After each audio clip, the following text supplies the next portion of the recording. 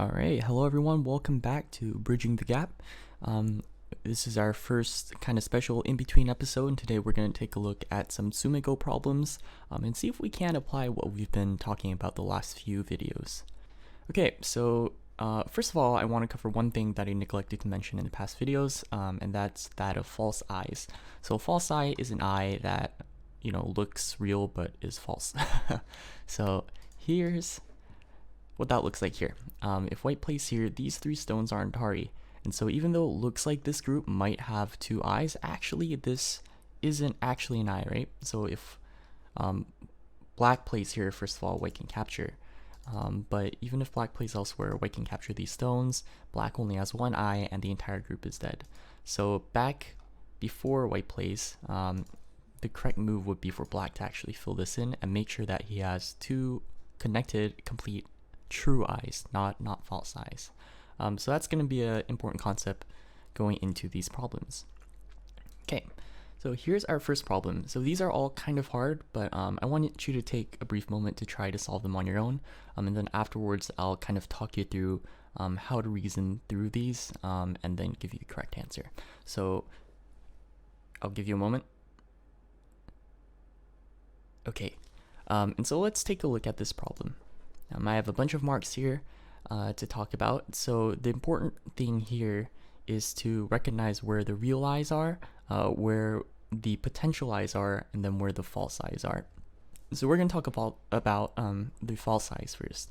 So the 3 points in square are all false eyes.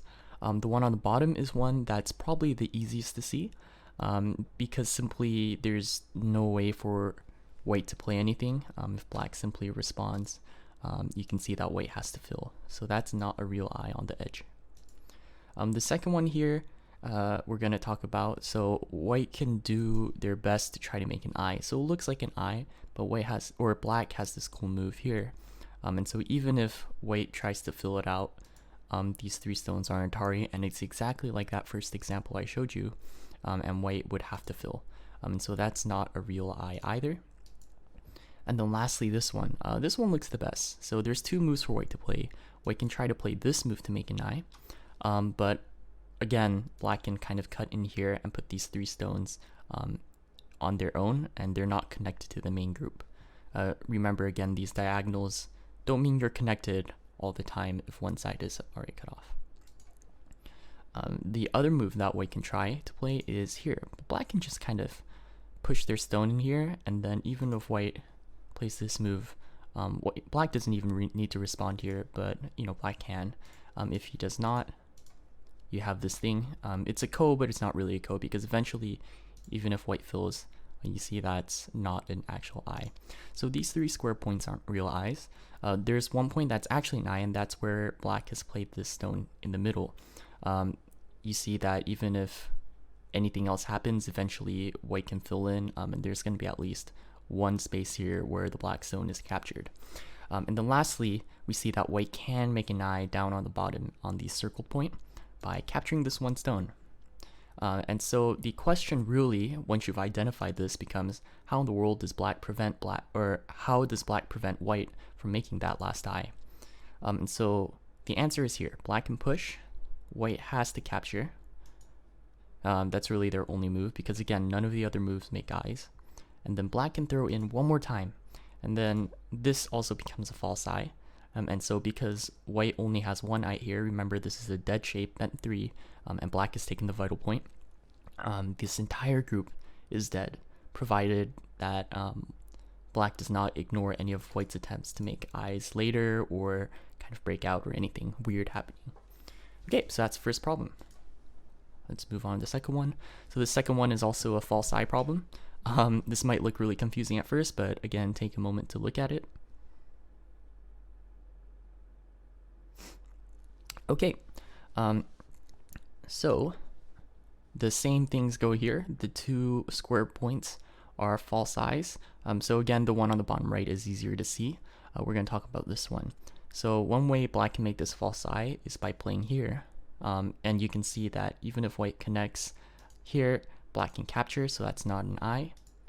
But the only other move really might be for white to play here, and that's still not an eye. However, this is a very good move for white, and the reason why is because this is a potential eye here at the circle point, and so black wants to prevent this from happening, right? There's no way for black, or there's no way for white to make this square point an eye, because even if white plays here, black can play here. So by playing in that one middle point, black prevents both this potential eye from forming and from this false eye from having the threat of happening. And so by black playing here, you can see that this is a false eye, this is a false eye, this is a false eye, so this entire white group only has one eye, and it is dead. Cool, next problem. So this one is concerning dead shapes. So the hint here that I want you to think about is that white can force black to make one of the elementary dead shapes when black captures white. So take a moment here to think about how you can prevent white from making that dead shape.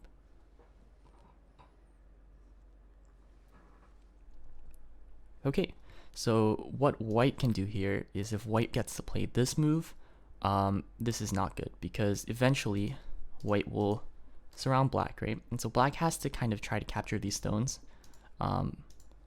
but at the end we see this bulky 5 shape that we covered in the basic life and death video, and so white can play right here and this entire group would be dead.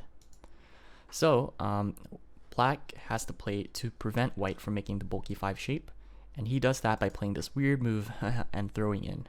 And so here, whatever white plays, black has enough liberties to capture. But whatever white does, you know, this is not a dead shape, and you can try to read that out for yourself why. Even if white tries to do this, this isn't a dead shape either, and again, try to read out why for yourself. But there's no way white can play in these shapes and force just one eye from black. And so by playing this really weird looking move and throwing in, black can prevent white from forcing a dead shape, and in doing so saves all of his stones. Okay, next problem. So this one's a little different. This involves a shortage of liberties, and so the hint here is that white is trying to play a move to save these 3 stones, and if he does, then white can kill all of the black stones in the area. And so try to look for a move and read out all the variations where white can play to connect out these 3 stones and save them. And I'll tell you that the correct line involves these 2 stones shorting liberties. And so take a moment now to do that. Okay, and so let's take a look here. This is the correct move, and the reason why is black can't prevent these stones from connecting out, and so black really kind of has 2 responses here. Maybe the strongest response is here, and so he's threatening, right, for this to happen. But the problem is when black plays this move, black only has 1 liberty left and white can just capture, and because the rest of the stones only have 1 eye, this group is dead. Okay, other responses you might consider, black can play here, but white can just simply connect, and again, black can't play any moves in here without putting himself in Atari, and so everything dies. And you'll find the same for these 2 moves as well, and try to find the correct responses for white there. Okay, so not that bad, yeah? Maybe you found them, maybe you didn't. Let's move on to the next problem.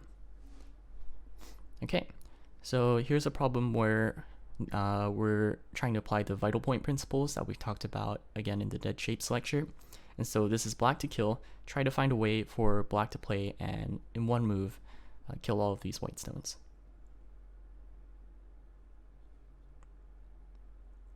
Alright, and so the correct answer is here. So remember, this is the bulky 5 shape. You might be tempted to play here, but this doesn't work really. The best you get is a ko. And then at worst, you know, if you fail the ko, white suddenly even makes more points and breaks out, and lots of bad things happen.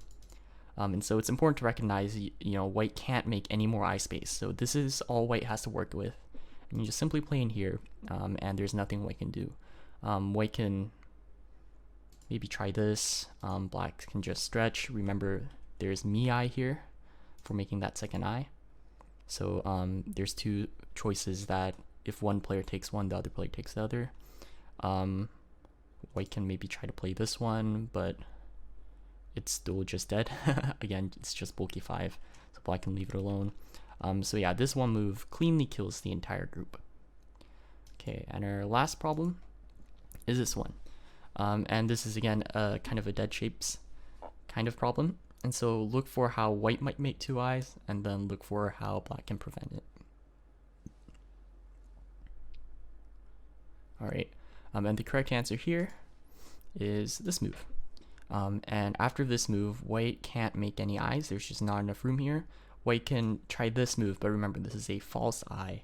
And because no matter what happens, eventually white has to just connect. That doesn't mean anything in the grand scheme of things.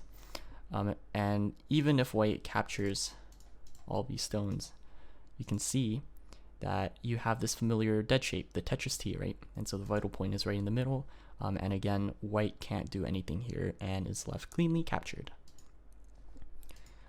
Just to show what happens if black doesn't play there and white does, white can play here. And now there's nothing that black can do. So this, yeah, this is alive.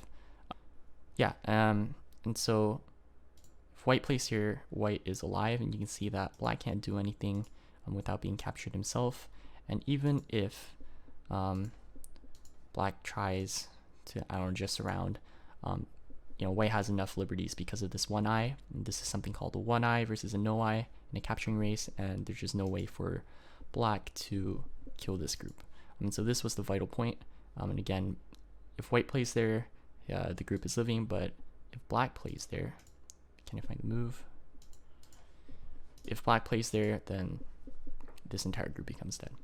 Okay, so that's it for this video. I hope you guys enjoyed the brief application of these problems. Again, really encourage anyone who's looking to improve at Go to go do some Tsumego, go do some problems. This will really help your reading skills, and reading is the most quintessential part of the game. Next time, we'll take a look at some game reviews and see how players are using or misusing these principles in their play, and we'll try to improve by getting some pointers from other people's games. Okay, thanks for watching, and Stonefly out.